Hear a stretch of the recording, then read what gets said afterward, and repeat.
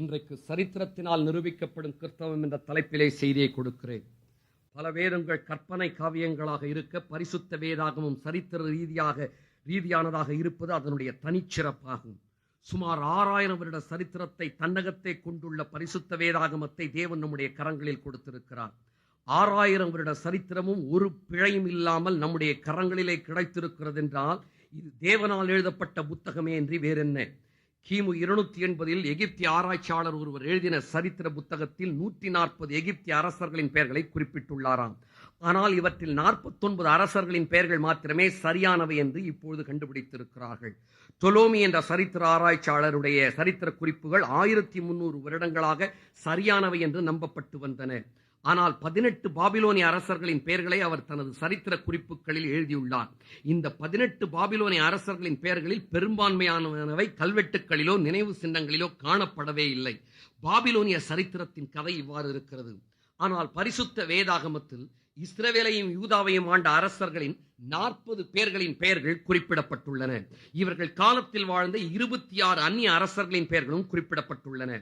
40 அரசர்களின் பெயர்களும் புதைபொருள் சரித்திர ஆராய்ச்சிகளின்படி ஒரு எழுத்து கூட குறைபடையாமல் சரியா இருப்பதுடன் சரியான வரிசையிலே இருப்பதும், இவர்களுடைய நாட்களில் மற்ற தேசத்தை ஆண்ட அந்நிய அரசர்களின் காலத்திற்கேற்ப சரியா இருப்பதும் 6000 வருட சரித்திரமும் எந்த ஒரு பிழையும் இன்றி எழுதப்பட்டிருக்கிறது என்பதை நமக்கு தெரிவிக்கிறது. நமது கரங்களில் தேவன் கொடுத்த பரிசுத்த வேதாகமம் 6000 வருட சரித்திரத்தை ஒரு சிறிய தவறு இல்லாமல் நமக்கு அளித்திருக்கிறது என்றால் இதை எழுதினவர் பரிசுத்த ஆவியானவரே என்பது தெளிவாகிறது. இதற்கான எண்ணிறந்த சான்றுகளை என்னால் உங்களுக்கு அளிக்க முடியும். சர் வில்லியம் ராம்சே என்ற ஒரு சரித்திர ஆராய்ச்சியாளர் கிறிஸ்தவர் அல்லாதவர். அபர்டீன் பல்கலைக்கழகத்தில் பேராசிரியராயிருந்தவர். சான்றுகளும் விளக்கங்களும் பல்கலைக்கழகங்களின் பெயர்களும் ஆராய்ச்சியாளர்களுடைய பெயர்களோடு தான் நான் சான்றுகளை வழங்கிக் கொண்டிருக்கிறேன். இவர் பரிசுத்த வேதாகமத்தை ஆராய்ச்சி செய்ய விரும்பினார். இவர் லூக்காவினுடைய அப்போஸ்தல நடபடிகளின் புத்தகம் சரித்திர ரீதியாக எழுதப்படவில்லை என்று கருதினார். இதற்கு எதிராக நான் ஆராய்ச்சி செய்து லூக்கா சரியான கருத்துக்களை தெரிவிக்கவில்லை என்று நான் ஆராய்ச்சி செய்ய போகிறேன் என்று ஆரம்பித்தார். எனவே அவர் சின்ன ஆசியாவில் புதைபொருள் ஆராய்ச்சிகளை தொடர்ந்தார். ஆராய்ச்சிகள் செல்ல செல்ல செல்ல ஒவ்வொரு ஆராய்ச்சியாய் முடிக்கும் போது பார்த்தால் லூக்காவினுடைய சரித்திர குறிப்புகள் அனைத்தும் சரியாயிருக்க கண்டார். அப்போஸ்தல நடவடிக்கைகளின் புத்தகத்தை எழுதின லூக்காவினுடைய குறிப்புகள் தவறானவை என்பதை ஆராய்ச்சி செய்வதற்காக தற்செயலாக புதிய ஏற்பாட்டை வாசிக்க ஆரம்பித்தவர் அப்போஸ்தல நடவடிக்கைகள் சரியாயிருக்க கண்டது மாத்திரமல்ல, புதிய ஏற்பாட்டிலே ஆண்டவராகிய இயேசு கிறிஸ்துவே தேவன் என்று கண்டுகொண்டார், ரட்சிக்கப்பட்டார், மனமாற்றப்பட்டார். பிறகு என்ன, 20 புதைபொருள் ஆராய்ச்சி புத்தகங்களை இயேசு கிறிஸ்துவே தேவன் என்பதற்கு ஆதாரமாக எழுதி முடித்தார். சிந்தனை உள்ள மூளை உள்ள யாரும் நன்றாய் சிந்தித்து கிறிஸ்தவத்தை அணுகுவார்கள் என்றால் கிறிஸ்தவம் அவர்களை மாற்றும். எத்தனை ஆராய்ச்சியாளர்கள் இவ்வாறு மாற்றப்பட்டார்கள் என்பதை என்னால் சொல்ல முடியும். இன்னொரு ஆராய்ச்சியாளருடைய குறிப்பை நான் உங்களுக்கு சொல்ல போகிறேன். இவருடைய பெயரை தெரிந்து கொள்ளுங்கள். இவருடைய பெயர் ராபர்ட் டிக் வில்சன். 15 வருடங்களுக்கு நான் மொழிகளை ஆராய்ச்சி செய்ய போகிறேன். அடுத்த 15 வருடங்களுக்கு பழைய ஏற்பாட்டை நான் ஆராய்ச்சி செய்ய போகிறேன். அடுத்த 15 வருடங்களுக்கு நான் படித்த ஆராய்ச்சிகளை வெளிப்படுத்த போகிறேன் என்று தீர்மானித்தார். 15 வருடங்களுக்கு 26 மொழிகளை கற்றார் Robert Dick Wilson.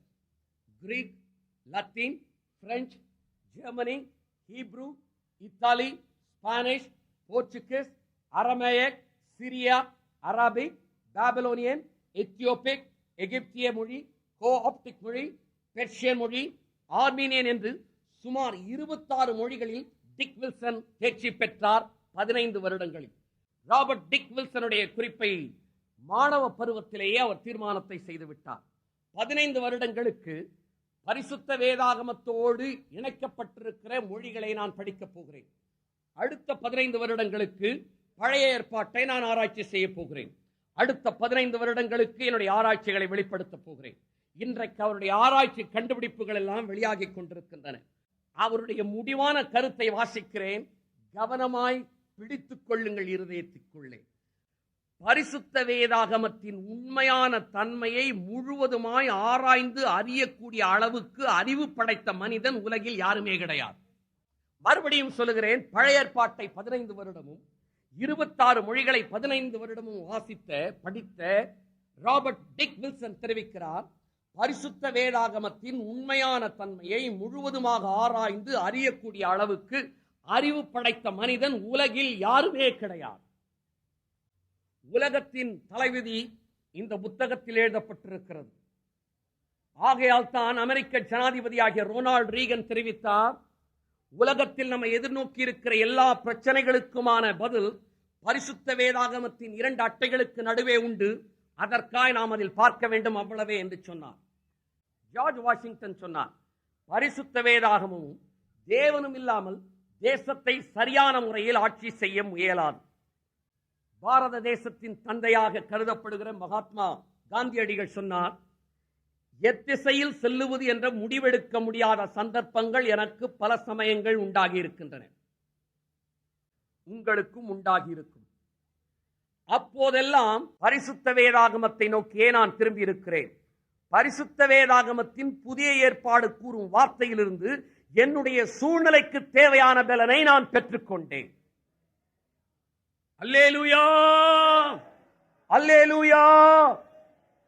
Sir Isaac Newton சொல்லுகிறார், உலகத்தின் சிறந்த புத்தகங்கள் எல்லாம் உயிர் பெற்று ஒரு மகாநாட்டிற்கு அழைக்கப்படும் என்றால், உலக புத்தகங்கள் எல்லாம் மகாநாட்டிற்கு அழைக்கப்பட்டால், பரிசுத்த வேதாகமம் அந்த மகாநாட்டின் அரங்கத்திற்குள் நுழைந்தவுடன் எல்லா புத்தகங்களும் அது முன்பாக கீழே விழுந்து விடுமா.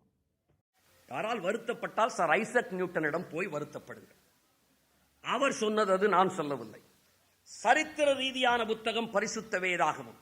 சரித்திர ரீதியான பரிசுத்த வேதாகமத்தின் சான்றுகளை என்னால் அடுக்கிக் கொண்டே போக முடியும். நேபுகாத் நேச்சார் மன்னன் ஒரு சொப்பனம் கண்டான். அந்த சொப்பனத்திலே ஒரு சிலையை கண்டான். அந்த சிலை பசும் பொன்னாய் இருந்தது. இதற்கு விளக்கம் என்னவென்று தானியேலை கேட்டான். தானியேல் சொன்னான், இது உம்முடைய ராஜ்யம் என்று சொன்னான். அந்த சிலையின் புயங்கள் வெள்ளியினால் இருந்தன. இது எது என்று கேட்டான். இது உமக்கு பிறகு எழும்ப போகிற ராஜ்யம் என்றான் தானியேல். என்ன இது 2 புயங்கள்? 2 வல்லரசுகள் உமக்கு பிறகு எழும்ப போகின்றன. தலை பொன்னாய் இருந்தது பாபிலோனிய சாம்ராஜ்யம், புயங்கள் வெள்ளியாய் இருந்தது மேதிய பெர்சிய சாம்ராஜ்யம். அப்படியே எழும்பினது.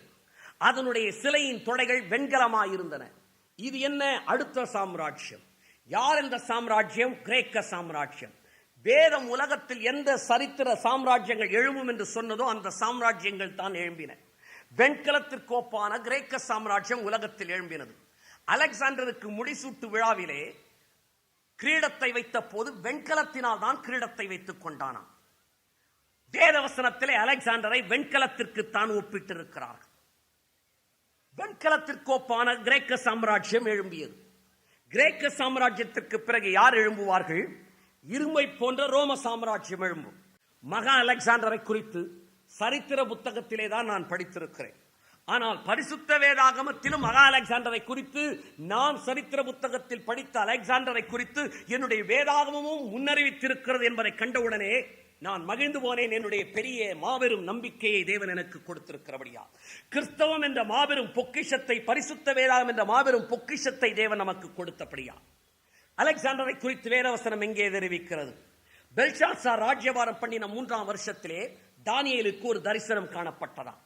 எந்த ராஜா ஆளும் போது எத்தனாம் வருஷத்தில் தரிசனம், அப்படிதான் வேதத்தின் சரித்திரம் சொல்லப்பட்டிருக்கிறது. சரித்திரத்தின் சம்பவம் வரும்போது வருஷம், தேதி, ராஜாக்களின் பெயரோடு தெரிவிப்பது பரிசுத்த வேதாகமம். லாங் லாங் அகோ என்ற கதைகள் இங்கு கிடையாது. So long ago nobody can ask how long ago என்ற கதைகள் இங்கு கிடையாது. இந்த தரிசனம் சூசான் அரண்மனையிலே தானியேல் இருந்தபோது கிடைத்ததா. சூசான் அரண்மனை ஏதோ கற்பனை காவியத்தில் தோன்றிய ஒரு இடம் அல்ல. ரத்தினாபுரி, அழகாபுரி போன்ற சம்பவங்கள் வேதாகமத்தில் கிடையாது. தானியேல் இந்த தரிசனத்திலே 2 ஆடுகளை காணுகிறான். ஒரு ஆட்டிற்கு 2 கொம்பு, இன்னொரு ஆட்டிற்கு 1 கொம்பு. இந்த 2 ஆடுகளுக்கும் சண்டை வருகிறது. ஒரு கொம்புள்ள ஆடு 2 கொம்புள்ள ஆட்டை மிதித்து கொம்புகளை உடைத்து விடுகிறது. இதுதான் தரிசனம். உங்களுக்கு புரியாதது போல தானியேலுக்கும் தரிசனம் புரியவில்லை. உடனே காபிரியேல் தேவதூதன் வந்து சொல்லுகிறான், 2 கொம்புள்ள ஆடு என்ன தெரியுமா? மேதிய பெர்சிய வல்லரசு. 1 கொம்புள்ள ஆடு ஒன்று மூர்க்கமா எழும்பி வருகிறது. இது என்ன தெரியுமா? இதுதான் கிரேக்க தேசத்தின் ராஜா. இதுதான் எழும்ப போகிற கிரேக்க தேசம் என்ற வல்லரசு. தானியேல் இதை பார்த்துக் கொண்டிருந்த போது ஒரு கொம்புள்ள ஆடு 2 கொம்புள்ள ஆடை மிதித்து போட்டு விடுகிறது. தேவதூதன் சொல்லுகிறான் தானியேலுக்கு, இந்த சாம்ராஜ்யம் அந்த சாம்ராஜ்யத்தை அழித்து விடும். நடந்தது என்ன? அப்படியே கிரேக்க சாம்ராஜ்யம் எழும்பினது. மேதிய பெர்சிய வல்லரசை அழித்தது. கிரேக்க சாம்ராஜ்யம் உலகத்தில் ஆரம்பித்தது. ஏன் இந்த ஒரு கொம்பு உள்ள ஆடாக தானியேல் கண்டான்? கிரேக்க தேசத்தின் சின்னங்கள் எங்கேயாவது பார்த்திருப்பீர்கள் என்றால் பாருங்கள், ஆடுதான் கிரேக்க தேசத்திற்கு சின்னம். என் தேவன் தீர்க்க தரிசனத்தை உரைக்கும் போது இன்றைய சரித்திர நாள் குறிப்பின் படி உரைத்திருக்கிறார். ஒரு கொம்புள்ள ஆடாக அவன் எழும்பினானான். வேதவசனம் சொல்லுகிறது, இந்த ஒரு கொம்புள்ள ஆடாக தோன்றினவன் இந்த தேசத்தின் முதலாம் ராஜா என்று சொல்லப்பட்டிருக்கிறது. இந்த கொம்பிற்கு என்ன நடந்தது, இந்த கொம்பு யார் என்பதையும் வேதவசனம் தெரிவிக்கிறது. இந்த கொம்பு பலன் கொண்டிருக்கும் பொழுது இந்த கொம்பு திடீரென்று முறிந்து விடுகிறான். முறிந்தவுடனே 4 கொம்புகள் அங்கே எழும்புகின்றனவா. சரித்திரத்தில் நடந்ததா? வேதவசனம் காவியமா, கற்பனையா, கட்டுக்கதையா, புலவனின் மனதில் உண்டானதா, அல்லது உலகத்தை எல்லாம் சிருஷ்டித்த தேவனுடைய இருதயத்தில் உருவான சரித்திரம்? நடந்தது என்ன? அலெக்சாண்டர் தேசங்களை எல்லாம் ஜெயித்தவன், நாடுகளை எல்லாம் ஒரு குடையின் கீழ் கொண்டு வந்தவன் தனது 33வது வயதிலேயே வாழ்க்கையை வெறுத்து விட்டான். அவன் மரண தருவாயிலே அவனை போய் கேட்டார்கள், அலெக்சாண்டர் அவர்களே, உன்னுடைய மாபெரும் சாம்ராஜ்யத்தை யாருக்கு கொடுப்பது? வேதவசனத்திலே தானியேலுக்கு வெளிப்படுத்தப்பட்டிருக்கிறது, அவனுடைய சாம்ராஜ்யம் அவனுடையவர்கள் அல்லாதவர்களுக்கு கடந்து செல்லும் என்று தேவன் தெரிவித்திருக்கிறார். What is prophecy? History written in advance is prophecy. சரித்திரம் நடந்த பிறகு எழுதுகிறவர்கள் சரித்திர ஆராய்ச்சியாளர்கள்.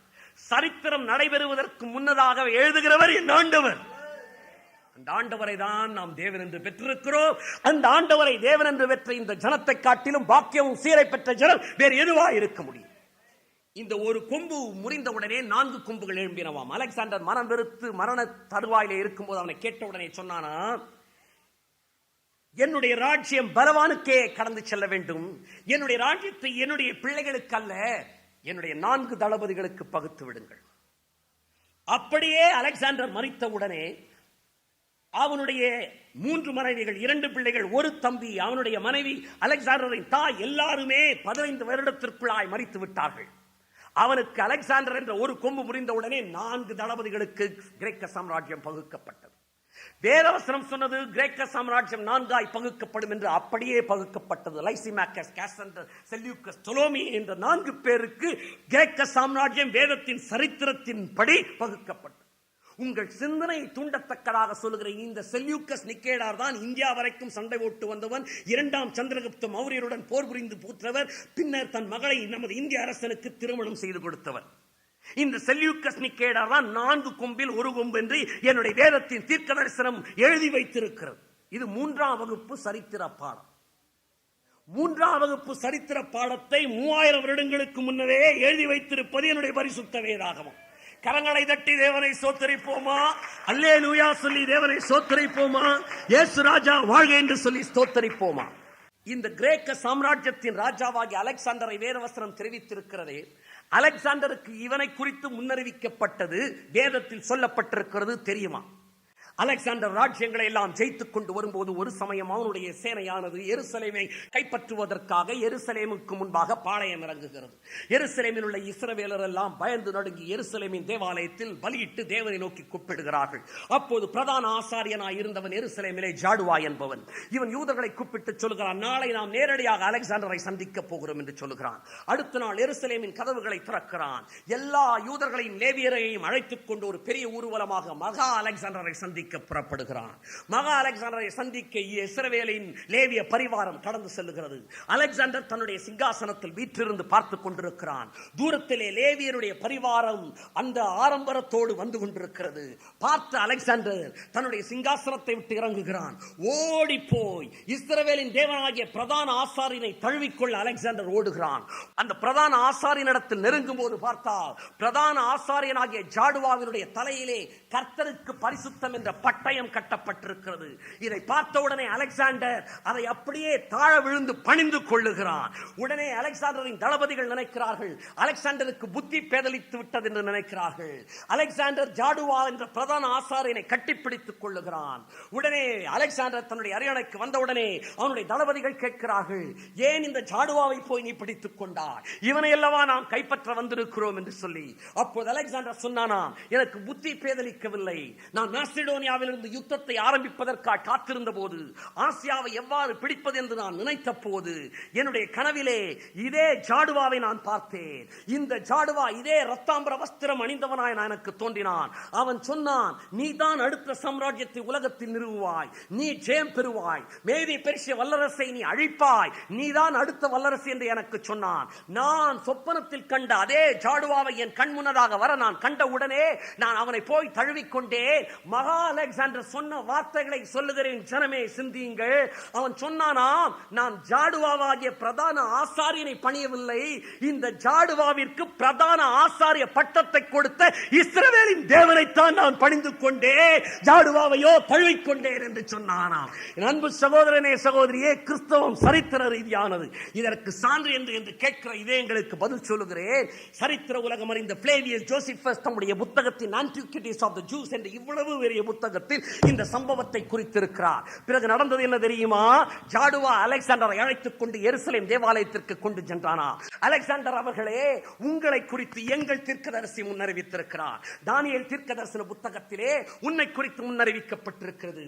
ஒரு கொம்புள்ள ஆடாக எங்கள் தீர்க்கதரிசி கண்டது உண்மைதான், நீதான் அடுத்த வல்லரசை அமைப்பா என்று சொன்ன உடனே அலெக்சாண்டர் மகிழ்ந்து யூதருக்கு வரி விதிக்காமல், எருசலேமை அழிக்காமல், எருசலேம் தேவாலயத்தில் பலியிட்டு சென்றான் என்பது சரித்திரம். அன்பு சகோதரனே சகோதரியே, கிறிஸ்தவம் சரித்திர ரீதியானது. எத்தனை சரித்திர சான்றுகள் உனக்கு தேவை? பரிசுத்த வேதாகமம் சரித்திரம் என்பதற்கு நேரத்தின் கட்டுப்பாட்டில் ஒரு சில குறிப்புகளை மாத்திரம் சொல்லுகிறேன். எசேக்கியா என்ற ராஜாவுக்கு எதிராக சனகரிப் என்ற ஒரு ராஜா யுத்தத்திற்கு எழும்பி வந்ததாக வேதவசனம் தெரிவிக்கிறது. வேதவசனத்தில் நடக்கிற இந்த சம்பவத்தை நடந்த சம்பவமாய் சொல்லப்பட்டிருக்கிற இதை குறித்து மிகவும் ருசிகரமான ஒரு தகவலை தெரிவிக்கிறேன். இந்த சனகரிப்பை குறித்து தெரிந்து கொள்ளுங்கள். இவன் பாபிலோனில் இருந்து புறப்பட்டவன். சனகரிப்பின் ஆவிதான் இன்றைக்கும் கிரியை செய்து கொண்டிருக்கிறது. உலகத்தில் யுத்தத்திற்கு நெருக்கிக் கொண்டிருக்கிறது. யுத்தம் வெடிக்கக்கூடிய சூழ்நிலைக்கு இந்த பாபிலோனில் இருந்து எழும்பினே அசுத்தாவியே காரணம். சனகரிப்பை தூண்டிவிட்டது, நேபுகாத் நேச்சாரை தூண்டிவிட்டது, இப்பொழுதும் தூண்டிவிடுகிறது. வெகு சீக்கிரத்திலே இதே பாபிலோனில் இருந்து அந்தி கிறிஸ்துவை தூண்டிவிடப் போகிறது. அதே ஆவி. வேதவசனம் சொல்லுகிறது, எசேக்கியா ராஜாவின் 14ஆம் வருஷத்திலே அசிரிய ராஜாவாகிய சனகரிப் எசேக்கியாவிற்கு எதிராக படையெடுத்து வந்தான் என்று வேதம் தெரிவிக்கிறது. சனகரிப் யூதாவின் பட்டினங்கள் பலவற்றை கைப்பற்றினான். கைப்பற்றின உடனே எசேக்கியா ராஜா அவனுக்கு கப்பம் செலுத்த ஒத்துக்கொள்ளுகிறான். எசேக்கியா ராஜா அனுப்பின கப்பத்தினால் திருப்தி அடையாத சனகரிப் எருசலேமை தாக்குவதற்காக அவனுடைய படைகள் எருசலேமை சுற்றி பாளையம் இறங்குகின்றன. இது வேத சரித்திரம், உலக சரித்திரம். சரித்திர சான்றுகள் வேண்டுமென்றால் என்னால் அதிகமாய் உங்களுக்கு தர முடியும். சரித்திரம் அறிந்தவர்கள் புரிந்து கொள்வீர்கள். சனகரிப்பின் சேனை எருசலேமை சுற்றி பிடித்திருக்கிறது. எருசலேமை முற்றுகையிடப் போகிறது. இஸ்ரவேலின் 46 நகரங்களை நான் கைப்பற்றினேன் என்று சொல்லி சனகரிப் ஒரு குறிப்பை எழுதி வைத்திருக்கிறான். இது எக்ஸகனல் கிளே பிரிசம் என்று கல்வெட்டாக கண்டுபிடிக்கப்பட்டிருக்கிறது. கவனியுங்கள் ஒரு குறிப்பை. இஸ்ரவேலின் 46 நகரங்களை நான் கைப்பற்றினேன் என்று சனகரிப் எழுதியிருக்கிறான். ஆனால் எருசலேமை குறித்து அவன் என்ன எழுதியிருக்கிறான் தெரியுமா? எசேக்கியா ராஜாவையோ அவனது நகரத்திலே நான் சிறைபிடிக்கப்பட்ட பறவை போல காவல் வைத்தேன். அவனது எருசலேம் நகரத்திலிருந்து வெளியே வந்தவர்களை உபத்திரவப்படுத்தினேன். அவனது எருசலேம் நகரை பலப்படுத்த அவன் உதவி பெற்றிருந்த அராபியர்கள் அவனை விட்டு ஓடிவிட்டனர். நான் எசேக்கியாவின் மேல் கப்பத்தை நியமித்தேன் என்று சனகரிப் ராஜா எழுதி வைத்திருக்கிறான். கவனியுங்கள், இஸ்ரவேலின் 46 நகரங்களை கைப்பற்றினேன் என்று சொல்லுகிற சனகரிப் எருசலேமை கைப்பற்றினதாக சொல்லவில்லை, முற்றுகையிட்டான் என்று மாத்திரம் சொல்கிறான். கிறிஸ்தவர்கள் கவனித்துக் கொள்ளுங்கள், உங்களுக்கும் பேசிக் கொண்டிருக்கிறேன். ஏன் சனகரிப் எருசலேமை கைப்பற்ற முடியவில்லை? வேத சரித்திரமும் உலக சரித்திரமும் தீர்க்க தரிசனமும் என்ன சொன்னது? இதனுடைய ரகசியம் என்ன விளக்கப் போகிறேன் கேளுங்கள். சனகரிப் எருசலேமை கைப்பற்றினதாக கல்வெட்டில் இல்லை. சனகரிப்பின் சேனை எருசலேமை சுற்றி பாளையம் இறங்கின உடனே எசேக்கியா ராஜா உடனே எருசலேம் தேவாலயத்தில் போய் தேவனுக்கு நேராக முறையிடுகிறான். சனகரிப்பின் ராணுவ தளபதியாகிய ரப்சாக்கே எருசலேமின் அலங்கத்தில் நின்று சொல்லுகிறான், சரணடைந்து விடுங்கள், சனகரிப்பின் ராணுவம் வந்துவிட்டது, சரணடைந்து விடுங்கள் என்று சொல்லுகிறான். ஆனால் எசேக்கியா ராஜா தேவனை நோக்கி அபயமிட்ட உடனே தம்முடைய தீர்க்கதரிசியாகிய ஏசாயாவின் மூலமாக அவர் தெரிவித்து அனுப்புகிறார், இந்த சனகரிப் எருசலேமை அவன் தாக்க மாட்டான், ஒரு அம்பு கூட எருசலேமுக்குள் வராது, எருசலேமுக்குள் சனகரிப் நுழைவதில்லை என்று சொல்லி கர்த்தர் தம்முடைய தீர்க்கதரிசியின் மூலமாக தெரிவிக்கிறார். தீர்க்கதரிசனம் இவ்வாறு சொல்லுகிறது, சரித்திரம் சனகரிப் எருசலேமை முற்றுகையிட்டான் என்று தெரிவிக்கிறது. ஆனால் நடந்தது என்ன? அப்படியே எருசலேம் சனகரிப்பினால் கைப்பற்றப்படவில்லை. சனகரிப் எருசலேமை தாக்கவில்லை, அவன் திரும்பி சென்று விட்டான். காரணம் என்ன? சனகரிப் ஏன் கடந்து போய்விட்டான் என்றால், அவன் முற்றுகையிட்டிருந்த அன்று ராத்திரியிலே சம்பவித்தது என்னவென்றால், கர்த்தருடைய தூதன் புறப்பட்டு சனகரிப்பாகிய அசிரியனுடைய பாளையத்திலே ஒரே தூதன் 1,85,000 பேரும் சங்கரிக்கப்பட்டு விட்டார்கள். ஒரே ராத்திரியிலே சனகரிப் எருசலேமை பிடிக்க முடியவில்லை. காரணம் என்ன?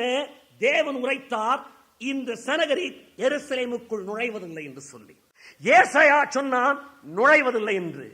கல்வெட்டு சொல்லுகிறது எருசலேமுக்குள் சனகரிப் நுழையவில்லை என்று சொல்லி. ஒரே இரவிலே 1,85,000 பேர் சங்கரிக்கப்பட்டார்களே, இதற்கு ஆதாரம் உண்டா? கேட்கிறவர்களுக்கு பதில்.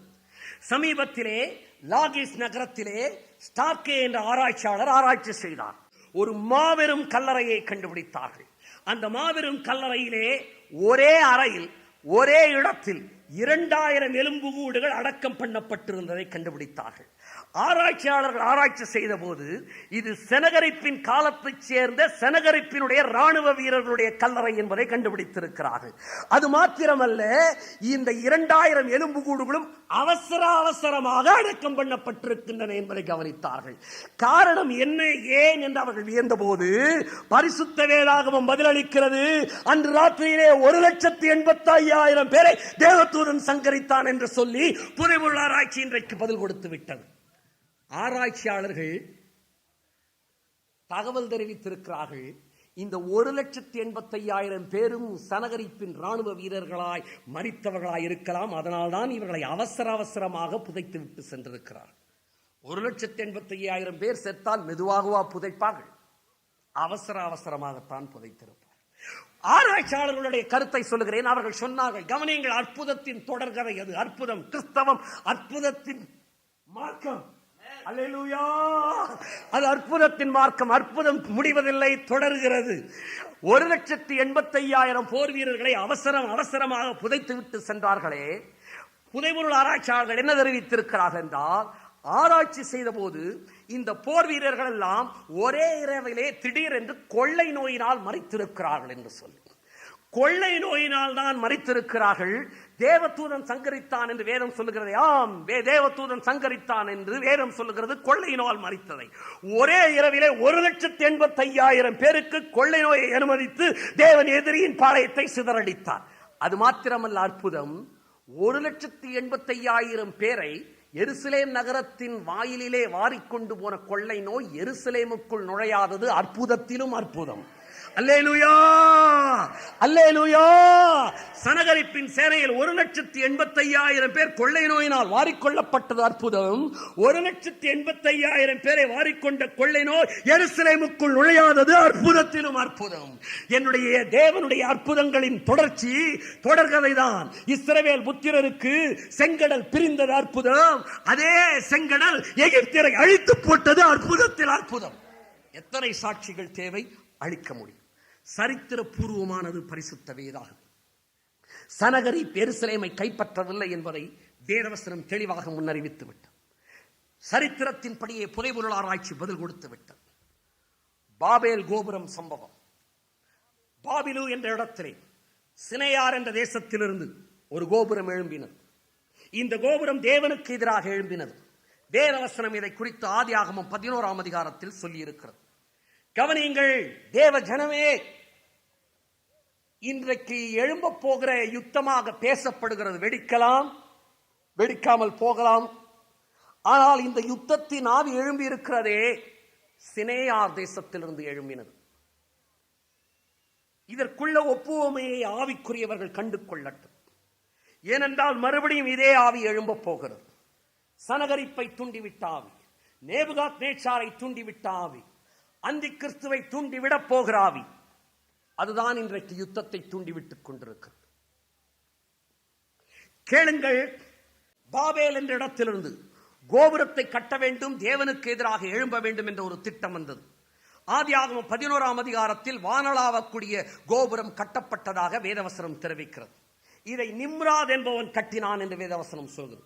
இந்த நிம்ராதினாவி, சனகரிப்பினாவி, அந்தி கிறிஸ்துவினாவி, நேபுகாத் நேச்சாரினாவி தான் கிரியை செய்து கொண்டிருக்கிறது.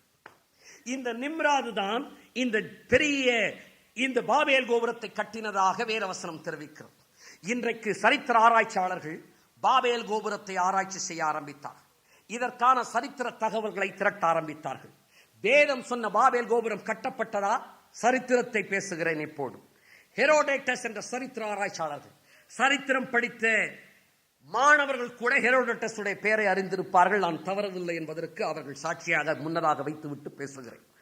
அவர் சொல்லுகிறார், பாபேல் கோபுரம் 58 மில்லியன் சங்கங்களால் கட்டப்பட்டதாகவும், 6 லட்சம் ஆட்களால் அது கட்டப்பட்டதாகவும், 8 அடுக்குகளாக அது கட்டப்பட்டதாகவும், 288 அடி வரைக்கும் அது கட்டப்பட்டதாகவும், முதல் அடுக்கு 105 அடியும், இரண்டாவது அடுக்கு 57 அடியும், மூன்றாவது, நான்காவது, ஐந்தாவது, ஆறாவது அடுக்குகள் ஒவ்வொன்று 19 அடி 2 அகலம் உயரம் இருந்ததாகவும், இதற்கு மேல் 41 அடி உயரத்திற்கு மார்துக் என்ற தெய்வத்திற்கு ஒரு ஆலயம் கட்டப்பட்டதாகவும் அவர் குறிப்பிட்டுள்ளார்.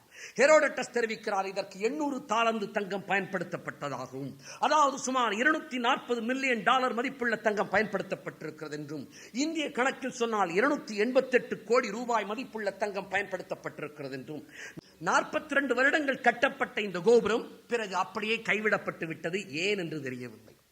ஏன் என்று தெரியாத ஆராய்ச்சியாளர்களே, எங்கள் பரிசுத்த வேதாகமம் சொல்லுகிறது, தேவன் இறங்கி வந்து பாஷைகளை தாறுமாறாக்கினதினால் கோபுரம் கட்டுவதை அவர்கள் விட்டு விட்டார்கள் என்று சொல்லி. ஐயா, விஞ்ஞானம் எப்படி என்ற கேள்விக்கு பதில் கொடுக்கும்? ஏன் என்ற கேள்விக்கு பதில் கொடுக்கக்கூடிய ஒரே புத்தகம் பரிசுத்த வேதாகமம். Science can tell you how, only my Bible can tell you why, brother. ஏன் என்ற கேள்விக்கு பதில் கொடுக்கக்கூடியது பரிசுத்த வேதாகமம். பாபேல் கோபுரத்தில் தேவன் பாஷைகளை தாறுமாறாக்கின போது என்ன நடந்தது என்றால், பாஷைகளே அங்குதான் உருவாயின. அதுவரைக்கும் ஒரே பாஷை தான் உலகத்தில் இருந்தது. எல்லாரும் ஒரே பாஷை பேசினதினால் கோபுரத்தை எளிதில் கட்டினார்கள். ஆனால் எல்லாருடைய பாஷைகளை தேவன் அங்கு தோற்றுவிக்க பண்ணினதினால் ஒருவர் பேசுவது இன்னொருவருக்கு புரியாமல் போக பாபேல் கோபுரம் கட்டுவதை விட்டுவிட்டார்கள். மேக்ஸ் முல்லர் தெரிவிக்கிறார், மொழிகள் எல்லாம் ஒரே இடத்திலிருந்து ஒரே சமயத்தில் உருவாயின என்று சொல்லி.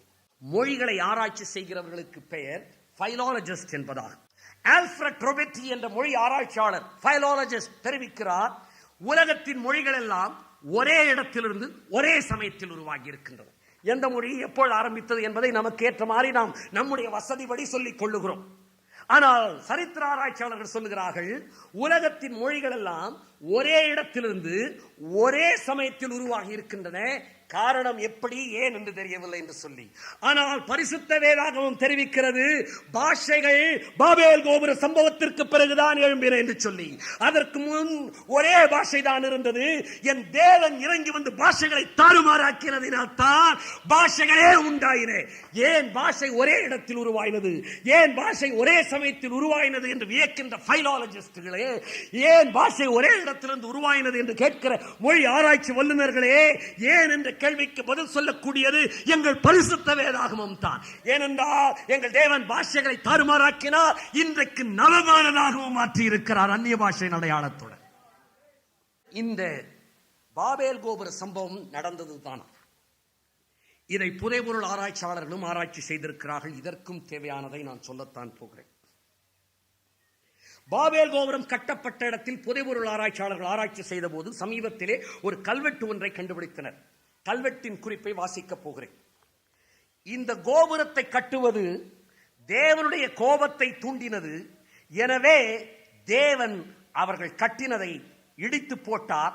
அக்கோபுரத்தை கட்டினவர்களை பூமியின் மேல் சிதறி போக பண்ணினார். ஐயா, பரிசுத்த வேதாகமம் அல்ல, கல்வெட்டு குறிப்பு.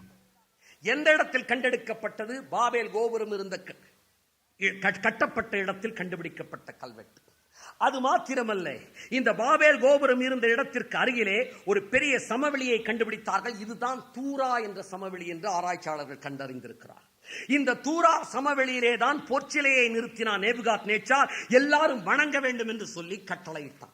அது மாத்திரமல்ல, ஒரு பெரிய 330 சதுர அடியுள்ள ஒரு பெரிய குழி ஒன்றும் இப்போது கண்டுபிடிக்கப்பட்டிருக்கிறது. இந்த குழி என்னவென்றால், பாபேல் கோபுரத்தை கட்டுவதற்கான செங்கற்களை சுடுவதற்காக மக்கள் பயன்படுத்தின சூளையின் குழியா இருக்கும் என்று ஆராய்ச்சியாளர்கள் தெரிவித்திருக்கிறார். பாபேல் கோபுர சம்பவம் உண்மையா? அலெக்சாண்டர் சரித்திர பூர்வமா எழும்புவான் என்று சொன்னது உண்மையா? சனகரிப்பினால் எருசலேமை பிடிக்க முடியாமல் போனது உண்மையா? சனகரிப்பின் சேனையில் 1,85,000 பேர் ஓரிரவிலே சங்கரிக்கப்பட்டது உண்மையா? சரித்திரம் சான்று பகர்ந்து கொண்டிருக்கிறது. பரிசுத்த வேதாகமத்தின் சம்பவங்கள் சரித்திர பூர்வமானவை. சிந்தியுங்கள், கவனியுங்கள், கேளுங்கள். பரிசுத்த வேதாகமம் சரித்திர பூர்வமானது என்றார், பரிசுத்த வேதாகமத்தின் சம்பவங்கள் சரித்திரத்திலே உரைக்கப்பட்டிருக்கும் என்றார், பரிசுத்த வேதாகமத்தில் சொல்லப்பட்டுள்ள சரித்திர குறிப்புகள் சரியானவை என்றார், பரிசுத்த வேதாகமம் உண்மையானது. பரிசுத்த வேதாகம் உண்மையானது என்றால் நீங்களும் நானும் பின்பற்றுகிற கிறிஸ்தவம் உண்மையானது. கிறிஸ்தவம் உண்மை என்றால் நீங்களும் நானும் ஆராதிக்கிற ஆண்டவராகிய இயேசு கிறிஸ்துவே தேவன். இதே பாபிலோனிலிருந்து ஒரு இயக்கம் எழும்ப போகிறதாக வேதவசனம் தெரிவிக்கிறது. என்ன எழும்பினது என்று சொல்லி வேதம் சொல்லுவது உண்மை என்றால், வேதம் எழும்ப போவதாக சொல்ல போகிறதும் உண்மையாகத்தான் இருக்க போகிறது. இந்த பாபேல் கோபுரம் இருந்த இடத்திலிருந்து சகரியா 5:9 முதல் 11 வரையிலான வசனங்களிலே நான் கண்களை ஏறெடுத்து பார்த்தேன். 2 ஸ்திரீகளை கண்டேன். அவர்களுக்கு நாரையின் சட்டைகளை ஒத்த சட்டைகள் இருந்தன. அவர்கள் சட்டைகளில் காற்று இருந்தது. இவர்கள் மரக்காலை பூமிக்கும் வானத்துக்கு நடுவாய் தூக்கி கொண்டு போனார்கள். நான் என்னோடு பேசின தூதனை நோக்கி, இவர்கள் மரக்காலை எங்கே கொண்டு போகிறார்கள் என்று கேட்டேன். அதற்கு அவர்கள் சினேயா தேசத்திலே அதற்கு ஒரு வீட்டை கட்டும்படி கொண்டு போகிறார்கள் என்று சொன்னார். எனவே சினேயா தேசத்திலே ஒரு வீடு கட்டப்படும். ஒரு மரக்காலை 2 ஸ்திரீகள் தூக்கி கொண்டு போனார்களாம். மரக்காலை ஸ்திரீகள் தூக்கி கொண்டு போகிற அடையாளம் எது என்பதை அறிவியலாளர்கள் போய் வீட்டிலே கொஞ்சம் சிந்தியுங்கள். சிந்தனையை தான் தூண்ட பேசுகிறது. இது எதை தெரிவிக்கிறது? நடைபெற போகிற, வெகு விரைவில் வரப்போகிற உலகத்தின் சர்வாதிகாரியாகிய அந்தி கிறிஸ்துவின் ஆட்சியை தெரிவிக்கிறது. இந்த அடையாளம் எது என்பதை நீங்கள் சிந்தித்தால் நீங்களே கண்டுகொள்ள முடியும். என் அன்பு சகோதரனே, சகோதரியே, கிறிஸ்தவம் சரித்திர ரீதியான சனகரிப்பின் இராணுவத்தில் ஏற்பட்ட அழிவை வேதவசனம் முன்னறிவித்திருக்கிறது. கிரேக்க சாம்ராஜ்யத்தின் அலெக்சாண்டருக்கு பிறகு யார் எழும்புவார்கள் என்பதை வேதவசனம் முன்னறிவித்திருக்கிறது. அவனது மகன்கள் அவனுடைய ராஜ்யத்தை பிடிக்க மாட்டார்கள் என்று வேதம் முன்னறிவித்தது. கிரேக்க சாம்ராஜ்யம் மேதிய பெர்சிய வல்லரசை அழித்துவிடும் என்று சொல்லி வேதம் முன்னறிவித்தது. பரிசுத்த வேதாகமத்தின் சம்பவங்கள் எல்லாம் சரித்திரம், சரித்திரம், சரித்திரம். ஒன்று முன்னெழுதப்பட்ட சரித்திரம், அல்லது சரித்திரம் சம்பவம் நடந்த போது எழுதப்பட்ட சரித்திரம். இயேசு கிறிஸ்து சரித்திர பூர்வமானவர். பரிசுத்த வேதாகமத்தின் சம்பவங்கள் சரித்திர பூர்வமானவை. சிந்தியுங்கள், கவனியுங்கள், கேளுங்கள். பரிசுத்த வேதாகமம் சரித்திர பூர்வமானது என்றார், பரிசுத்த வேதாகமத்தின் சம்பவங்கள் சரித்திரத்திலே உரைக்கப்பட்டிருக்கும் என்றார், பரிசுத்த வேதாகமத்தில் சொல்லப்பட்டுள்ள சரித்திர குறிப்புகள் சரியானவை என்றார், பரிசுத்த வேதாகமம் உண்மையானது. பரிசுத்த வேதாகம் உண்மையானது என்றால் நீங்களும் நானும் பின்பற்றுகிற கிறிஸ்தவம் உண்மையானது. கிறிஸ்தவம் உண்மை என்றால் நீங்களும் நானும் ஆராதிக்கிற ஆண்டவராகிய இயேசு கிறிஸ்துவே தேவன். அல்லேலூயா. இந்த இயேசு கிறிஸ்து சரித்திர பூர்வமானவரா என்ற கேள்வியோடு செய்தியை தொடர்ந்து நான் முடிக்கப் போகிறேன். இந்த உலகின் வழக்கில் இன்றைக்கு கேட்கிறார்கள், இயேசு கிறிஸ்து சரித்திர பூர்வமானவரா? என் அன்பு சகோதரனே, சகோதரி, சரித்திர பூர்வமான இயேசு கிறிஸ்துவுக்கு நீர் பதில் கொடுக்கத்தான் வேண்டும். உலகின் வழக்கில் வருடங்களை பிரிக்க உபயோகப்படுத்தப்படுகிற கிறிஸ்துவுக்கு முன் கிறிஸ்துவுக்கு பின் என்ற சொற்களே ஆண்டவராக இயேசு கிறிஸ்து சரித்திர பூர்வமானவர் என்பதற்கு முக்கிய சான்றாகும். இன்றைக்கு உலகத்தின் சரித்திரத்தையே இரு கூறாக பிரித்தவர் என் ஆண்டவராகிய இயேசு கிறிஸ்து. உலகத்தை எந்த ராஜா ஆண்டால் சரி, எந்த மந்திரி ஆண்டாலும் சரி, எந்த பெரிய அரசியல் தலைவர்கள் ஆண்டாலும் சரி, அவர்கள் இயேசுவுக்கு முன்னாண்டார்களா பின்னாண்டார்களா என்றுதான் உலகம் கூறுகிறது. என் ஆண்டவராக இயேசு கிறிஸ்து சரித்திர பூர்வமானவர். 1991 வருடம் என்று நாம் ஒவ்வொருவருக்கும் புது வருட வாழ்த்துதலை தெரிவித்துக் கொள்கிறோம். என்ன தெரியுமா? அது இயேசு கிறிஸ்து தோன்றி 1991 வருடங்கள் என்பதுதான். கரங்களை உயர்த்தி அல்லேலூயா சொல்லுவோமா? இயேசு கிறிஸ்து சரித்திர நாயகன். அவருடைய பிறப்பு சரித்திர பூர்வமானது, அவருடைய மரணம் சரித்திர பூர்வமானது, அவருடைய உயிர்த்தெழுதல் சரித்திர பூர்வமானது. அவர் திரும்ப வரப்போவதும் சரித்திரத்தில் எழுதப்பட போகிறது. அன்பு சகோதரனே, சரித்திர பூர்வமாய் இந்த உலகத்திற்கு திரும்ப வரப்போகிறவர் சான்றுகளை கேட்க போகிறீர்கள். என்சைக்ளோபீடியா பிரிட்டானிக்கா என்பது உலக அறிஞர்கள் ஏற்றுக்கொள்ளுகிற கலைக்களஞ்சி. இதனுடைய 20வது பதிப்பு சொல்லுகிறது இயேசு கிறிஸ்து சரித்திர பூர்வமானவர் என்று. நூலகங்களில் இருந்தால் எடுத்து போய் வாசித்து எண்ணி பாருங்கள். The 20th edition of the Encyclopedia Britannica has devoted 20,000 words to explain and to tell the world about my Lord Jesus. என்னுடைய ஆண்டவராக இயேசு கிறிஸ்துவை உலகத்தின் அறிஞர்களுக்கு விவரிக்க என்சைக்ளோபீடியா பிரிட்டானிக்காவின் 20வது பதிப்பு 20,000 வார்த்தைகளை பயன்படுத்தி இருக்கிறது. சரித்திர பூர்வமான பெத்லகேமிலே அவர் முதல் முறையாக வந்தார். சரித்திர பூர்வமான எருசலேமிலே 2வது முறையாக வரப்போகிறார். கவனியுங்கள், என் ஆண்டவராக இயேசு கிறிஸ்து எப்பொழுது தோன்றினார்? வேதவசனம் சொல்லுகிறது அகஸ்டஸ் சீசர் காலத்திலே தோன்றினார். அகஸ்டஸ் சீசர் காலத்திலே ஏன் இயேசு தோன்றினார்? ஒரு மனிதன் சரித்திர பூர்வமானவன் என்றால் அவனுடைய பெயர் சென்சஸிலே எழுதப்பட வேண்டும். யாருடைய பெயர் சென்சஸில் இருக்கிறதோ அவன் சரித்திர பூர்வமானவன். யாருமே இயேசு கிறிஸ்து சரித்திர பூர்வமானவர் அல்ல, ஒரு காவிய தலைவர் என்று சொல்லிவிட முடியாதபடி இயேசு கிறிஸ்து எப்பொழுது உலகத்தில் அவதரித்தார் தெரியுமா? உலகத்தின் முதல் சென்சஸ் எடுக்கப்பட்ட பொழுதுதான் அவர் அவதரித்தார். முதல் சென்சஸின் போதுதான் அவர் அவதரித்தார். முதல் சென்சஸ் எடுக்கப்பட்ட போது அவர் அவதரித்தார். அவர் அவதரிக்கும் போது உலக சென்சஸ் எடுக்கப்பட்டது. எப்படி ஐயா சரித்திரத்தை எழுத முடியும்? சரித்திர நாயகனாகிய ஆண்டவரால் அது முடியும். ஆகையால் தான் சரித்திரத்திலே அவர் பெயர் சேர்க்கப்பட்டது. அவருடைய பிறப்பு சரித்திர பூர்வமானது. அவர் கன்னியின் வயிற்றில் பிறந்தார். அதற்கும் சான்றுகள் உண்டு. இக்னேஷியஸ் தெரிவிக்கிறார் எபிஸ்டல் டு தி எபிசியன்ஸ் என்ற புத்தகத்திலே இயேசு கிறிஸ்து கன்னிகைக்கு மகனாய் பிறந்தார். 125ஆம் ஆண்டிலே வாழ்ந்த ஆர்டெசிஸ் என்பவர் தெரிவிக்கிறார் இயேசு கிறிஸ்து கன்னிகைக்கு மகனாய் பிறந்தார். இயேசு கிறிஸ்து அற்புதங்களை செய்தார், ஊழியம் செய்தார். சரித்திர சான்று உண்டா சொல்லுகிறேன். நேற்று ஒரு ஜூலியன் என்ற ரோம பேரரசனை குறித்து சொன்னேன், கிறிஸ்தவத்திற்கு விரோதமானவன். அவன் எழுதிய குறிப்பை வாசிக்கிறேன். ஜூலியன் சொல்லுகிறான், 300 வருடங்களுக்கு முன் இயேசு என்ற ஒருவர் வாழ்ந்தார். அவர் பெத்சாய்தா கிராமங்களில் சப்பானிகளை நடக்க செய்தார், குருடர்களை காண செய்தார், பிசாசு பிடித்தவர்களை விடுதலையாக்கினார். இதை தவிர மகத்தான ஒன்றையும் இயேசு செய்து விடவில்லை. இந்த குறிப்பு சொல்லப்பட்டிருக்கிற விதத்திலேயே இந்த குறிப்பை எழுதினவன் கிறிஸ்தவத்திற்கு எதிரானவன் என்பது தெரிகிறது. எதிரிகளினாலும் சாட்சி பெற்றவர் என் ஆண்டவராகிய இயேசு கிறிஸ்து. அவர் பிறந்தது சரித்திரம். அவர் கன்னிகைக்கு மகனாய் பிறந்தது சரித்திரம். அவர் அற்புதம் செய்தது சரித்திரம். கிறிஸ்தவ மார்க்கம் சரித்திரமா? சின்ன ஆசியாவிலிருந்து பித்தினியா நாட்டைச் சேர்ந்த கவர்னராக இருந்தவர் பிளைனி என்பவர் எழுதின ராஜான் மன்னனுக்கு எழுதின கடிதத்தை வாசிக்கிறேன். கிறிஸ்தவ மார்க்கத்தைச் சேர்ந்த ஆண்களையும் பெண்களையும் சிறுவர்களையும் நான் கொலை செய்கிறேன். இவ்வாறு கொலை செய்பவர்களுடைய தொகை மிகவும் அதிகமாக இருக்கிறது. 112ஆம் ஆண்டின் கடிதத்தை வாசிக்கிறேன். இவர்களில் எல்லாரையும் கொலை செய்வதா என்று எனக்கு தெரியவில்லை. சரித்திர கடிதம். கிறிஸ்தவர்களாகிய இவர்களை ராஜான் மன்னனாகிய உம்முடைய சிலையை வணங்கும்படியும் இயேசு கிறிஸ்துவை சபிக்கும்படியும் நான் கட்டளையிட்டுள்ளேன். எந்த ஒரு உண்மையான கிறிஸ்தவனும் இயேசு கிறிஸ்துவை சபிப்பதே இல்லை. ஆமென். இந்த கிறிஸ்தவர்கள் செய்கின்ற குற்றம் என்னவென்றால், கிறிஸ்தவர்களின் குற்றத்தை கிறிஸ்தவர்களை கவனியுங்கள். இந்த கிறிஸ்தவர்கள் செய்கின்ற குற்றம் என்னவென்றால், ஒவ்வொரு வாரமும் ஒரு குறிப்பிட்ட நாளிலே அதிகாலையில் ஓரிடத்தில் இவர்கள் கூடி இயேசு கிறிஸ்துவை துதிக்கும் பாடல்களை மாறி மாறி பாடி தாங்கள் இனி எந்த குற்றமும் செய்வதில்லை என்றும், ஒழுக்கக்கேடான காரியங்களையோ விசுவாச துரோகமான காரியங்களையோ செய்வதில்லை என்றும் உறுதி எடுத்துக் கொள்வதே இவர்கள் செய்கிற குற்றமாகும். இதுதான் கிறிஸ்தவத்தை குறித்து எழுதப்பட்டிருக்கிற சரித்திர குறிப்பு. கிறிஸ்தவம் உண்மையானது என்பதற்கான சான்றுகளை தெரிவித்துக் கொண்டிருக்கிறேன். இன்னும் சான்றுகள் தேவையா? கவனியுங்கள். நீரோ மன்னன் காலத்தில் ரோமாபுரியின் தீ விபத்திற்கு காரணமானவர்கள் என்று கிறிஸ்தவர்கள் அநியாயமாய் குற்றம் சாட்டப்பட்டு சித்திரவதை செய்யப்பட்டார்கள். இந்த கிறிஸ்தவர்களுடைய நம்பிக்கை தற்காலிகமாக தடுக்கப்பட்டிருந்தும் மீண்டும் அது யூதேயாவில் மாத்திரமல்ல ரோமாபுரியிலும் தலை தூக்க ஆரம்பித்து விட்டது. நீரோ மன்னன் தாங்கள் கிறிஸ்தவ விசுவாசிகள் என்று ஒத்துக்கொண்டவர்களை முதலில் கைது செய்தான். அவர்கள் கொடுத்த தகவல்களின் பேரில் மற்ற கிறிஸ்தவர்களும் கைது செய்யப்பட்டார்கள். ரோமாபுரியின் தீ விபத்திற்கு காரணமானவர்கள் என்று அவர்கள் குற்றம் சாட்டப்பட்டார்கள். அவர்களை கொல்லும் போது விரோதமான சித்திரவதை அவர்கள் உள்ளாக்கப்பட்டார்கள். காட்டு மிருகங்களின் தோள்கள் கிறிஸ்தவர்களுக்கு போர்த்தப்பட்டு நாய்களால் வேட்டையாடப்படுவதற்கு போடப்பட்டார்கள். இரவிலே நீரோ மன்னனின் தோட்டத்தில் எரியும் விளக்குகளாக ஸ்தம்பங்களில் கட்டப்பட்டு கிறிஸ்தவர்கள் கொளுத்தப்பட்டார்கள். இந்த சித்திரவதைக்கு தனது தோட்டத்தை நீரோ மன்னன் திறந்து வைத்தான். இந்த கிறிஸ்தவர்களின் தலைவரான கிறிஸ்டஸ் என்பவர் பிலாத்துவின் நாட்களில் கொலை செய்யப்பட்டார். கவனியுங்கள், இவ்வளவு கொடிய உபத்திரவத்திற்கு பிறகும் கிறிஸ்தவ மார்க்கத்தை அழிக்க முடியவில்லை. உபத்திரவத்தின் குகையிலே பாசறையிலே வளர்ந்தவர்கள் கிறிஸ்தவ பிள்ளைகள். அல்லேலூயா, அல்லேலூயா. உபத்திரவத்தின் பாசறையிலே வளர்ந்தவர்கள் கிறிஸ்தவர்கள். கிறிஸ்தவ மார்க்கம், கிறிஸ்தவத்தின் தலைவருடைய மரணம் சரித்திரபூர்வமானது.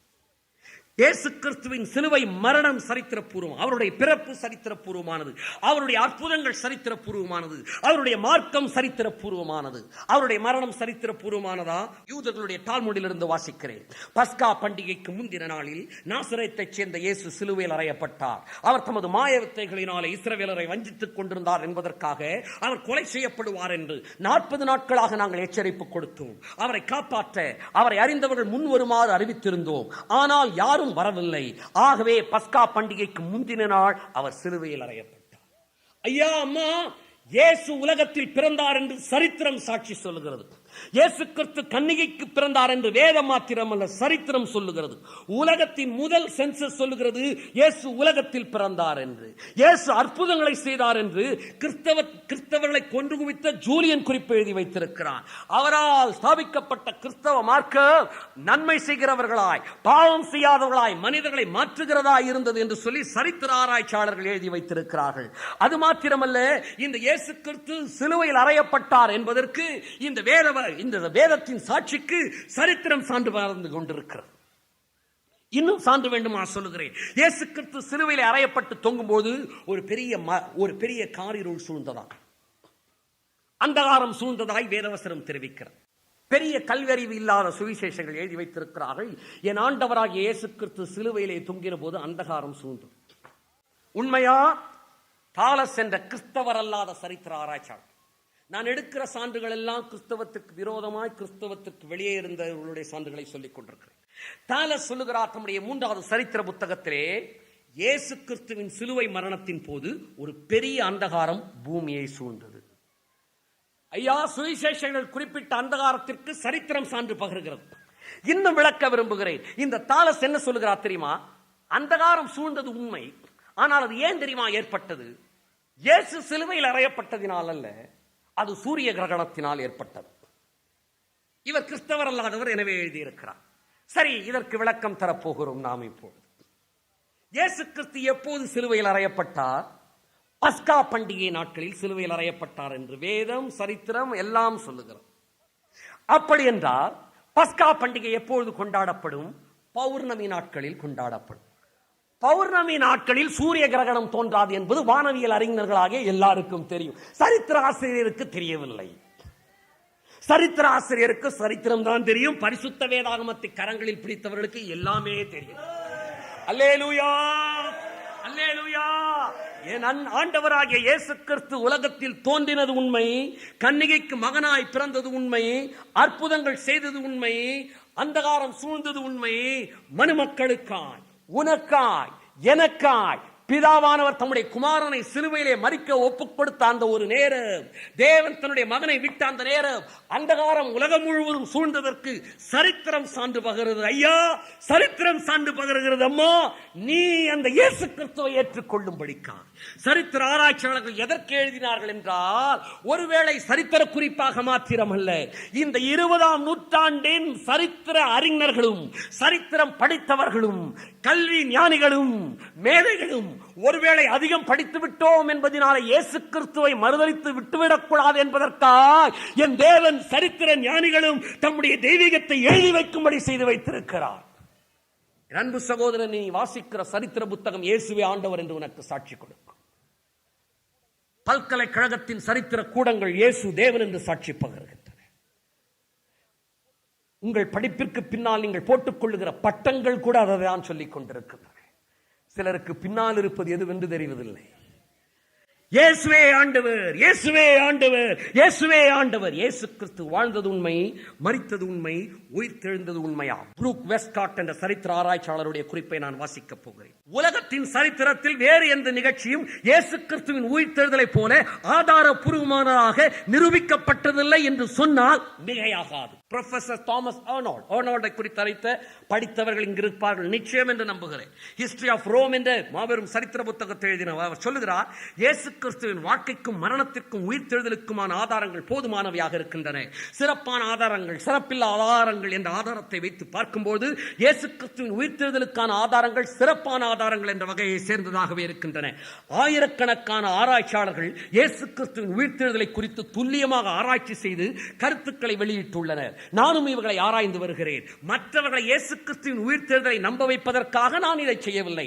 நான் என்னை திருப்திப்படுத்திக் கொள்ளவே இயேசு கிறிஸ்துவின் உயிர்த்தெழுதலை ஆராய்ச்சி செய்தேன். அவர் சொல்லுகிறார், ஆனால் அவர்கள் மேலும் உலகத்தின் பல சரித்திர குறிப்புகளை நான் பல வருட காலமாக ஆராய்ச்சி செய்து கொண்டு வருகிறேன். நான் சொல்லவில்லை ஐயா, சரித்திர ஆராய்ச்சியாளர் ஹிஸ்டரி ஆஃப் ரோம் புத்தகத்தை எழுதிய தாமஸ் ஆர்னால்ட் அவர்கள் சொல்லுகிறார். அவர் சொல்லுகிறார், ஒன்று என்னால் நிச்சயமாக சொல்ல முடியும், இயேசு கிறிஸ்துவின் உயிர்த்தெழுதலை போன்ற உலகத்தில் எந்த சரித்திர சம்பவமும் அவ்வளவு துல்லியமாக ஆதாரங்களோடு நிரூபிக்கப்பட்டதே இல்லை, இல்லை, இல்லை. அல்லேலூயா. என் ஆண்டவர் வாழ்ந்தது உண்மை, மரித்தது உண்மை, உயிர்த்தெழுந்தது உண்மை, அவர் திரும்ப வரப்போவது உண்மை. என் அன்பு சகோதரனே, சகோதரியே, இயேசு கிறிஸ்து வந்தது சரித்திரம், திரும்ப வரப்போவதும் சரித்திரம். அவர் எங்கே பிறப்பார் என்று முன்னறிவித்ததோ அதே இடத்தில் அவர் பிறந்தார். அவர் எங்கே வருவார் என்று சொன்னாரோ அதே இடத்தில் அவர் வரப்போகிறார். முதல் முறை வரும்போது எங்கே வருவேன் என்று அவர் சொன்னது நடந்தது என்றால், இரண்டாவது முறை அவர் எங்கே வருவேன் என்று சொன்னாரோ அங்குதான் வரப்போகிறார். அவர் வரப்போகிறார். அதற்கு ஒரே ஒரு ஆதாரத்தை சொல்லி நான் முடிக்கப் போகிறேன். கவனிங்கள், இயேசு தம்முடைய வருகைக்கு ஒரு அடையாளத்தை சொன்னார். நோவாவின் ஜலப்பிரளயத்தை சொன்னார். இயேசு சொன்னார், நோவாவின் காலத்தில் நடந்தது போல மனுஷகுமாரனுடைய நாட்களில் நடக்கும். என்னை கேட்டுக்கொண்டிருக்கிற தேசத்தின் ஜனமே, என்னை கேட்டுக்கொண்டிருக்கிற தேவ ஜனமே, இந்த செய்தி யாரோ ஒரு படித்த மேதை உனக்கு அறிவித்துக் கொண்டிருக்கிறான் என்று நினைத்துக் கொள்ள வேண்டாம். ஏதோ வேலை இல்லாதவர்கள் தெரிவித்துக் கொண்டிருக்கிறாள் என்று சொல்ல வேண்டாம், நினைக்க வேண்டாம். இந்த செய்தியோடு கலந்து வருகிற பரிசுத்தாவியானவரின் குரல், இது தேவன் உன்னோடு பேசிக் கொண்டிருக்கிறது என்பது உனக்குள் இருக்கிற இருதயமே உனக்கு சாட்சி கொடுக்கும். ஆகையால் தான் நாங்கள் பாடுகிறோம், உன் இருதயம் உனக்கு சொல்லும் இயேசுவே தேவன் என்று. உன் இருதயமே உனக்கு சொல்லும். என் அன்பு சகோதரனே, என் ஆண்டவராக இயேசு சொன்னார், நோவாவின் காலத்தில் நடந்தது போல மனுஷகுமாரனுடைய நாட்களிலும் நடக்கும் என்று சொல்லி. நோவாவின் காலத்தில் ஜலப்பிரளயம் வரும்பொழுது அதுவரைக்கும் அவர்கள் பெண் கொண்டார்கள், கொடுத்தார்கள், விற்றார்கள், கட்டினார்கள், நட்டார்கள், எல்லாரையும் ஜலப்பிரளயம் வந்து வாரிக்கொண்டு போய்விட்டது. மனுஷகுமாரனுடைய நாட்களிலும் நடக்கும். உலகம் முழுவதும் ஜலப்பிரளயம் சம்பவித்தது. இந்த ஜலப்பிரளயம் சம்பவித்ததற்கான பல சான்றுகளை என்னால் சொல்ல முடியுமானால் ஒரு குறிப்பை சொல்லி முடிக்க விரும்புகிறேன். இந்த நோவாவின் ஜலப்பிரளயம் சம்பவித்த போது இவன் செய்த இந்த நோவாவின் பேழை அரராத் மலையிலே நின்றதாக வேதவசனம் தெரிவிக்கிறது. கடந்த 1833 ஆண்டிலே புதைபொருள் ஆராய்ச்சியாளர்கள் நோவாவின் பேழையை தேடி அரராத் மலைக்கு சென்றார்கள். நோவாவின் பேழை அரராத் மலையிலே தாங்கள் பார்த்ததற்கான தகவல்களை கொண்டு வந்தார்கள். இந்த பேழை அரராத் மலையிலே இருப்பதாக ஆராய்ச்சியாளர்கள் இன்னும் ஆராய்ச்சிகளை தொடரப் போகிறார்கள். கடந்த 1955 ஆண்டு ஃபெர்டினாண்ட் நவாரா என்ற 2 பிரெஞ்சு நாட்டைச் சேர்ந்த ஆராய்ச்சியாளர்கள் நோவாவின் பேழையை தேடி அரராத் மலைக்கு சென்றபோது ஒரு மரத்துண்டை அரராத் மலையிலே கண்டெடுத்தார்கள். இந்த செய்திகள் நியூ ஏடன், ஸ்ட்ரா ஸ்ட்ரைப்ஸ், லைஃப், இந்தியன் எக்ஸ்பிரஸ் உடைய நம்முடைய தேசத்து பத்திரிகைகள், தினமணி பத்திரிகைகளிலும் வெளியாகி உள்ளது. அரராத் மலையிலே அந்த இடத்தில் எல்லாம் பனி மூடப்பட்டிருக்கும், மரங்களே வளருவதில்லை. மரத்துண்டை கண்டவர்கள் ஆராய்ந்து பார்த்தார்கள். அது கைகளினால் இழைக்கப்பட்டதாக இருந்தது, கீழ் பூசப்பட்டதாக இருந்தது. போர்டெக்ஸ் பல்கலைக்கழகத்தில் கொண்டு வந்து கொடுத்தார்கள். போர்டெக்ஸ் பல்கலைக்கழகம் ஆராய்ச்சி செய்து இது பல்லாயிரம் வருடங்களுக்கு முற்பட்டது என்று தெரிவித்திருக்கிறது. இது கீழ் சேர்க்கப்பட்டிருக்கிறது, இம்ப்ரெக்னேட்டட் வித் என்று சொல்லப்பட்டிருக்கிறது. இவ்வாறு கீழ் சேர்க்கப்பட்டு இது செய்யப்பட்டிருக்கிறது, கைகளினால் இழைக்கப்பட்டிருக்கிறது என்று போர்டெக்ஸ் பல்கலைக்கழகம் தெரிவித்திருக்கிறது. எனவே நோவாவின் பேழையிலிருந்து எடுக்கப்பட்ட மரத்துண்டாக இருக்கும் என்று ஆராய்ச்சியாளர்கள் தன்னுடைய ஆராய்ச்சியை மறுபடியும் நோவாவின் பேழையை அரராத் மலையிலே கண்டுபிடிப்பதற்காய் தொடரப் போகிறார்கள். என் அன்பு சகோதரனே, சகோதரியே, என் ஆண்டவராக இயேசு கிறிஸ்து சொன்னார், நோவாவின் காலத்தில் நடந்தது போல மனுஷகுமாரனுடைய காலத்தில் நடக்கும். என் ஆண்டவராக இயேசு கிறிஸ்து சொன்னார், யுத்தங்களையும் யுத்தங்களின் செய்திகளையும் கேட்பீர்கள், அப்பொழுது முடிவு வரும் என்று சொல்லி. நோவாவின் ஜலப்பிரளயம் உண்மை என் அன்பு சகோதரனே. நோவாவின் பேழை அரராத் மலையிலே ஆராய்ச்சியாளர்கள் தேடிக் கொண்டிருக்கிறார்கள். உடன்படிக்கை பெட்டி தேடப்பட்டுக் கொண்டிருக்கிறது. இந்த ஆதாரங்கள் எல்லாம் வந்து கொண்டிருப்பதின் காரணம் என்ன தெரியுமா? பல வருடங்களுக்கு முன்னதாக இப்படிப்பட்ட சுவிசேஷம் பிரசங்கிக்கப்படவில்லை. ஏன் புதைபொருள் ஆராய்ச்சி ஆதாரங்கள், ஏன் விஞ்ஞான ஆதாரங்கள், ஏன் சரித்திர ஆதாரங்கள்? என் ஆண்டவராக இயேசு கிறிஸ்து சொன்னார், ராஜ்யத்தின் சுவிசேஷம் உலகமெங்கும் பிரசங்கிக்கப்படும், அப்பொழுது முடிவு வரும் என்று சொல்லி. ஒரு மொழிபெயர்ப்பில் என்ன சொல்லப்பட்டிருக்கிறது தெரியுமா? This gospel shall be preached with evidence and then the end shall come. இந்த சுவிசேஷம் ஆதாரத்தோடு உலகமெங்கும் பிரசங்கிக்கப்படும், அப்போது முடிவு வரும் என்று வேதவசனம் தெரிவித்தது. என் அன்பு சகோதரனே, ஐயா அம்மா, இந்த செய்தியை கேட்டுக் கொண்டிருக்கிற நீ, ஏன் இந்த செய்தி உனக்கு அறிவிக்கப்படுகிறது என்றால், ஆதாரத்தோடு அறிவிக்கப்படுவதற்கு காரணம் என்னவென்றால், என் ஆண்டவராக இயேசு கிறிஸ்து வருவதற்கு முன்னதா எல்லா ஆதாரங்களையும் தேவன் வெளிப்படுத்திக் கொண்டிருக்கிறார். ரகசியங்கள் எல்லாம் வெளியாகி கொண்டிருக்கின்றன. கடைசி காலத்தின் ஆதாரங்கள் எல்லாம் வெளிவந்து கொண்டிருக்கின்றன. என் அன்பு சகோதரனே, சகோதரியே, புதைபொருள் ஆராய்ச்சியின் ஆதாரங்களை உனக்கு தெரிவித்தேன், சரித்திர ஆதாரத்தை தெரிவித்தேன், விஞ்ஞான ஆதாரத்தை தெரிவித்தேன். நாட்டிற்கு சென்றார், கடைக்கு சென்றார், தேசத்தில் சென்றார், உண்மையானதுதான் தேவை என்று நீங்கள் கேட்கிறீர்கள். கிறிஸ்தவம் உண்மையா என்பதை நிரூபித்துக் கொண்டிருக்கிறேன். உண்மையானது எது என்று தேடும்போது அதை கண்டுகொள்ளலாம். ஆனால் ஒன்று தெரிந்து கொள்ளுங்கள், உண்மையானது ஒன்றே ஒன்றுதான் இருக்க முடியும். இதை புரிந்து கொண்டால் நீங்கள் புத்திசாலி. என் அன்பு சகோதரனே, உண்மை ஒன்றே, உண்மை ஒன்றே. அதனால்தான் உலகத்தின் 5 பில்லியன் மக்களில் பெரும்பான்மையானோர் இந்த உண்மைக்காக உயிர் கொடுக்க காத்திருக்கிறார்கள். உலகத்திலேயே இரத்த சாட்சிகளை அதிகமாக கொடுத்த இயக்கம் எது தெரியுமா? என்னுடைய கிறிஸ்தவத்தின் இயக்கம் தான். 33 லட்சம் இரத்த சாட்சிகளை கொடுத்தது. காரணம் என்ன தெரியுமா? உண்மை, இது சத்தியம், இது சத்தியம் என்பதினால். என் ஆண்டவராக இயேசு கிறிஸ்துவே, அவரே உண்மை உள்ள தேவன். என் அன்பு சகோதரனே, உனக்கு ஒரு ஆத்மீக தாகம் உனக்கு உண்டு. உனக்கு தாகம் எடுக்கும் போது உனக்கு தேவையானது தண்ணீர். ஐயா, தண்ணீரம்மா, ஐயோ, தாகம் எடுக்கும் போது தேவையானது தண்ணீர். தாகம் எடுக்கும் போது தண்ணீரை தவிர வேறு எது கொடுத்தாலும் தாகம் அடங்கவே அடங்காது. நீ தான தர்மங்கள் செய்யலாம், என்னென்னவோ முயற்சிகள் எடுக்கலாம், படிக்கலாம், பட்டம் வாங்கலாம். என் அன்பு சகோதரனே, உனக்குள் இருக்கிற தாகம் தண்ணீர் குடித்தால் தான் அடங்கும். ஒவ்வொரு மனிதனுக்குள்ளும் உண்மை தெய்வம் யார் என்ற தாகம் இருக்கத்தான் இருக்கிறது. அந்த தாகத்தை நீக்கக்கூடியவர் நான் ஆராதிக்கிற இயேசு கிறிஸ்து ஒருவர் மாத்திரமே. என் ஆண்டவராக இயேசு கிறிஸ்து சொன்னார், என்னிடத்தில் வருகிற ஒரு காலம் தாகம் அடைவதில்லை. நாம் சொல்லுகிறோம் உண்மையே வெல்லும் என்று சொல்லி.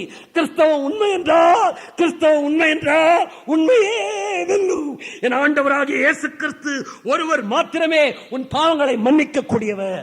பட்டங்கள் பாவியை நீதிமான் ஆக்குவதில்லை, சட்டங்கள் பாவியை நீதிமான் ஆக்குவதில்லை. என் அன்பு சகோதரனே, உனக்குள் இருக்கிற தாகம் இன்றைக்கு உன்னை கொண்டு வந்திருக்கிறது. இந்த நேரம் தேவன் உன்னை சந்திப்பதற்காக கொண்டு வந்த நேரம். என் அன்புள்ள தாயே, நீ ஞானஸ்நானம் பெற வேண்டும், நீ ரட்சிக்கப்பட வேண்டும், பாரம்பரிய கிறிஸ்தவத்திலிருந்து நீ விடுபட வேண்டும். என் ஆண்டவராக இயேசு கிறிஸ்து உனக்குள் பிரவேசித்து உன்னை தம்முடைய ஆலயமாக மாற்ற விரும்புகிறார். என் அன்பு ஐயா, என் அன்புள்ள தம்பி, தங்கச்சி, நீ எங்கேயும் போக்கு சொல்ல முடியாதபடி திறந்த வெளியில் பகிரங்கமாய் இயேசுவே ஆண்டவர் என்று தெரிவிக்கிறேன். காரணம் என்ன தெரியுமா?